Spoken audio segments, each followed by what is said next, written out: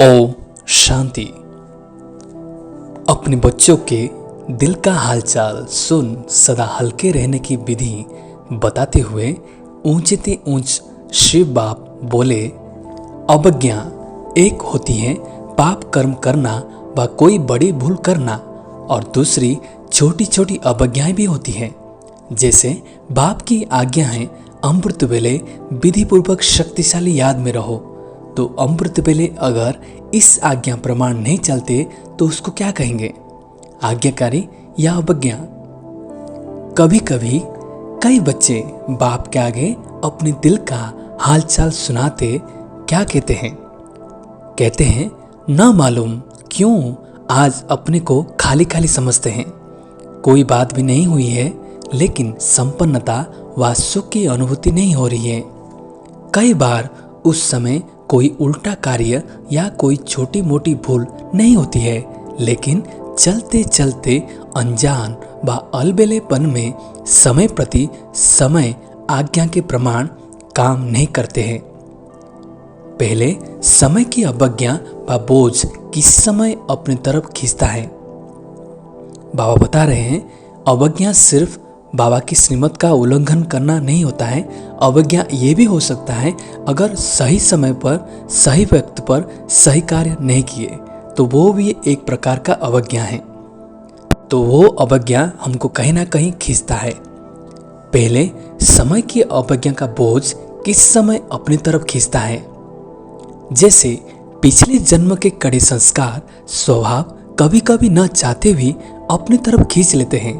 ऐसे समय प्रति समय की हुई अवज्ञाओं का बोझ कभी कभी अपनी तरफ खींच लेता है।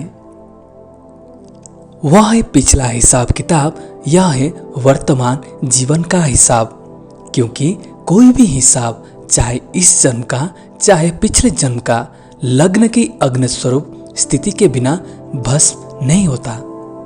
अगर हम चाहते हैं कि इस जन्म का किया हुआ विकर्म और कई जन्म का किया हुआ विकर्म हम दग्ध करें या भस्म करें, अगर हम लग्न की अग्नि में स्थित स्वरूप नहीं बनेंगे तो विघ्न या वो हिसाब किताब कभी भी खत्म नहीं हो सकता। इसलिए बाबा बोल रहे हैं, सदा अग्नि स्वरूप स्थिति अर्थात शक्तिशाली याद की स्थिति, बीज रूप लाइट हाउस माइट हाउस स्थिति सदा न होने के कारण हिसाब किताब को भस्म नहीं कर सकते। इसलिए रहा हुआ हिसाब अपनी तरफ खींचता है। क्यों हमारा मन दुखी हो जाता है, क्यों हमको अपना पुराने स्वभाव संस्कार खींचता है, क्योंकि रहा हुआ संस्कार को हमने भस्म नहीं किया या रहा हुआ कर्म का हिसाब किताब हमने चुक्त नहीं किया। इसलिए वो कभी कभी हमको उसी अपनी तरफ आकर्षित करती है या अपने बस में कर लेता है। इसलिए मन में उदासी छाती है।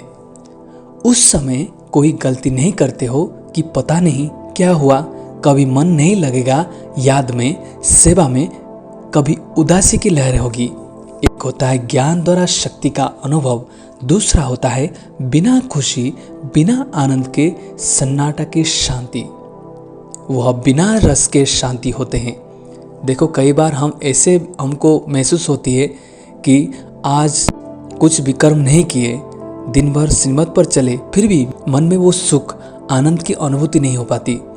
ना इधर के हो पाते हैं ना उधर के, बिल्कुल न्यूट्रल। उसको कहते हैं बाबा सन्नाटा शांति। वह बिना रस के शांति होती है। सिर्फ दिल कहेगा कहाँ अकेले में चले जाएं, बैठ जाएं। यह सब निशानियां हैं कोई ना कोई अवज्ञा की, कर्म का बोझ खींचता है। अगर हमारे मन में यह संकल्प उठ रहा है कि आज योग में मन नहीं लग रहा है, ज्ञान सुनने में मन नहीं लग रहा है, तो इसका मतलब है कहीं ना कहीं हमने अवज्ञा की है परमात्मा के श्रीमत का। इसलिए ये सब संकल्प उठता है। हर कर्म कर्मयोगी बनकर के करो, निमित्त भाव से करो, निर्माण बनकर करो, यह है आज्ञा है। ऐसे तो बहुत बड़ी लिस्ट है, लेकिन दृष्टांत के लिए रीति में सुना रहे हैं।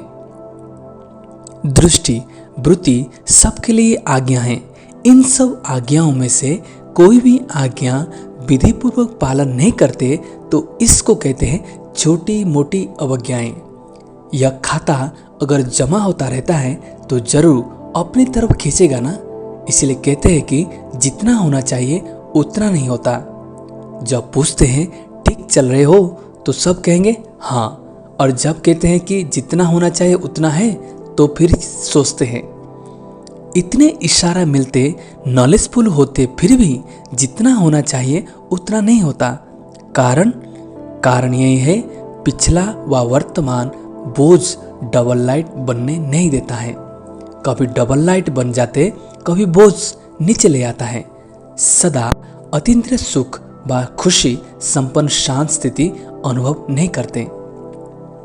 बाप दादा के आज्ञाकारी बनने की विशेष आशीर्वाद की लिस्ट के प्राप्ति की अनुभूति नहीं होती। इसलिए किस समय सहज होता, किस समय मेहनत लगती है। नंबर 1 आज्ञाकारी की विशेषता स्पष्ट सुनी। बाकी नंबर 2 कौन हुआ जिसमें इन सब विशेषता की कमी है? वो नंबर 2 और दूसरे नंबर माला के हो गए हैं। नंबर 1 वाला क्या करेगा? सभी आज्ञा का वो पालन करता रहेगा और ना ही उसका मन में कभी उदासी छाई रहेगी और सदा अतीन्द्रिय सुख व सुख में, शांति में संपन्न रहेगा और अनुभूति करता रहेगा। लेकिन नंबर 2 वाला कभी ये सब अनुभूति में नहीं डूब सकता। हमेशा उसके मन में उदासी कहीं ना कहीं जगह पे आ ही जाती है। तो पहली माला में आना है ना, मुश्किल कुछ भी नहीं है। हर कदम की आज्ञा स्पष्ट है, उसी प्रमाण चलना सहज हुआ या मुश्किल हुआ, आज्ञा ही बाप के कदम है। तो कदम पर कदम रखना तो सहज हुआ ना। वैसे भी सभी सच्चे सीताएं हो, सजनियां हो, तो सजनियां कदम पर कदम रखती है ना। यह विधि है ना, तो मुश्किल क्या हुआ? बच्चे के नाते से भी देखो, बच्चे अर्थात जो बाप के फुट स्टेप यानी पद चिन्ह पर चले। जैसे बाप ने कहा ऐसा किया, बाप का कहना और बच्चों का करना, इसको कहते हैं नंबर 1 आज्ञाकारी। तो चेक करो और चेंज करो। अच्छा, ओम शांति।